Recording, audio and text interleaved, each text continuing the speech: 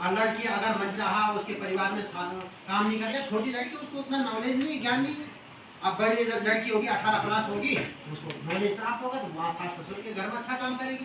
अगर नॉलेज प्राप्त न होने के कारण वह लड़की को दहेज के लिए प्रताड़ित कर देती है, फिर वो लड़की क्या करती है? आत्महत्या जैसी कदम उठाती है, जो कि नहीं उठाने चाहिए, परंतु उसको शोषण करना शुरू कर देते हैं। देखो ये शोषण हो रहा है, किसका शोषण हो रहा? उस लड़की का या उस लड़के का, मानसिक शोषण बोलते हैं इसे। और धीरे धीरे वही मानसिक शोषण एक दिन शारीरिक शोषण में परिवर्तन हो जाता है। अब जिस दिन शारीरिक शोषण पे आता है वो धीरे धीरे उसमें बीमारियां बढ़नी शुरू हो जाती है, धीरे धीरे वो हुजूरी करने लग जाता है, एक खूंटे से बन जाता है। और जिस दिन एक खूंटे से बन जाएगा तो वो ना घर का रहेगा ना घाट का, वो तो एक जीवित मुर्दा के समान हो गया। तो इसका कारण एक परिणाम है दहेज कुप्रथा। दूसरा है परंपरा। कई बार हम परंपराओं में भी देखते हैं, हमारे गांव में परंपरा है कि भाई इस लड़की की शादी 14-15 साल में कर दी तो दूसरे लड़की की भी 14-15 में कर देंगे, तीसरे में भी 14-15। कई बोलते हैं कि भाई मैं नाते जीते जीते अपने नातिन पूत संतान क्या झड़नाती पढ़नाती हाँ उनको दे के जाऊंगा। हमारे गाँव में ये मिथक बना हुआ है। तो क्या करते हैं अपने बच्चे की शादी 15-16-17 साल में कर देते हैं। होता क्या है नुकसान? वो बच्चा प्रगति नहीं कर पाता, आगे नहीं बढ़ पाता। जिस परंपरा को भी तोड़ना पड़ेगा आपको, ठीक है। अगला है इसमें कई बार होता है गरीबी के कारण।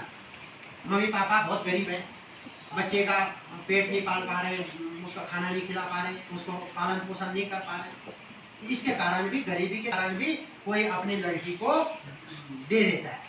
उसमें भी क्या करता है, कई जगह पैसे खा जाते हैं। मान लो मैं अपनी लड़की को दे रहा हूँ, गरीब हूँ, तो सामने वाले से मैं पैसे खा जाता हूँ। 50,000 रुपये पहले मेरे को दे, 1 लाख रुपये, 2 लाख मेरे को दे, और उसके बाद मेरी लड़की को ले जा।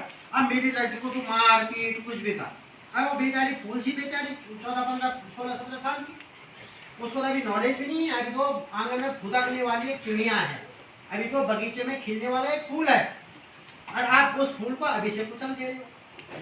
तो इससे क्या होगा? इस गरीबी के कारण मैंने माता पिता ने अपनी गरीबी के कारण एक बालक के पंखों को फैलाने से पहले ही उतार दिया, तोड़ दिया उसके पंखों को। जब वो तोड़ दिया तो उड़ पाएगा पक्षी? है जब पक्षी के पंख तोड़ दिए जाए तो उड़ पाएगा? नहीं सर, नहीं उड़ पाएगा।